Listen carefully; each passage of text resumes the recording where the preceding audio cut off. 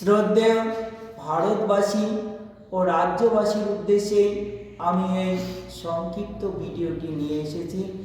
আপনারা সবাই না কেটে এই ভিডিওটি। শিক্ষাই জাতির মেরুদণ্ড। শিক্ষা একটি সমাজকে সত্যিকারের উন্নতির পথে এগিয়ে নিয়ে যায়। বিনামূল্যে শিক্ষা দরিদ্র পরিবারের স্বপ্ন পূরণে বড় সহায়তা করে। এতে প্রতিটি শিশু সমান সুযোগ পায় সামনে এগোনোর জন্য। উচ্চশিক্ষা আর শুধু ধনীদের সীমাবদ্ধ অধিকার হয়ে থাকে না, সমাজে জ্ঞান, চেতনা, মানবিক মূল্যবোধ বাড়ে। দেশের ভবিষ্যৎ আরও শক্তিশালী ভিত্তির উপর দাঁড়াতে পারে। শিক্ষিত তরুণেরা উন্নয়ন ও নতুন চিন্তায় ভূমিকা রাখে।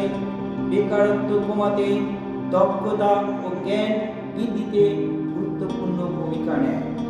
মানব কল্যাণে শিক্ষার বিনিয়োগই সবচেয়ে বড় সাফল্য এনে দেয়।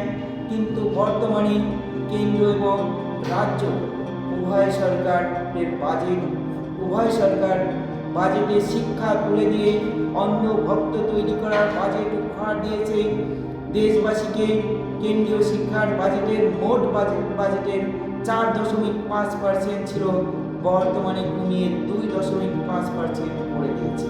উচ্চশিক্ষার মোট বাজেটের 2.5% ছিল, এখন 0.9% আছে।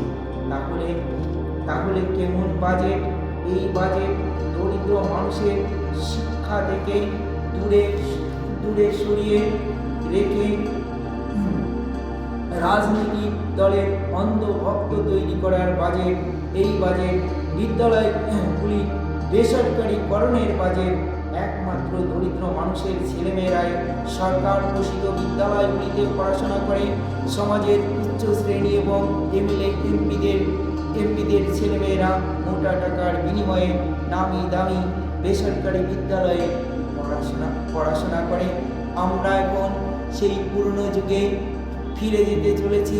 যেমন পুরনো যুগে সাধারণ নিম্ন শ্রেণীর মানুষের যেমন শিক্ষার কোনো অধিকার ছিল না, এখন বর্তমান সমাজে এই কম্পিউটারের যুগে আমরা সেই দিকে, অর্থাৎ সেই যে জমিদারি প্রথার ন্যায় এখন জমিদারি প্রথা উঠে গেছে, কিন্তু রাজনৈতিক দলগুলো সেই স্থান অধিকার করে আছে। কিন্তু বর্তমান ভারতবর্ষে একমাত্র ব্যতিক্রমী রাজ্য আছে কেরালা, যেখানে মন্দির নয়, মসজিদ নয়, উচ্চ শিক্ষা বিনামূল্যে পড়েছে।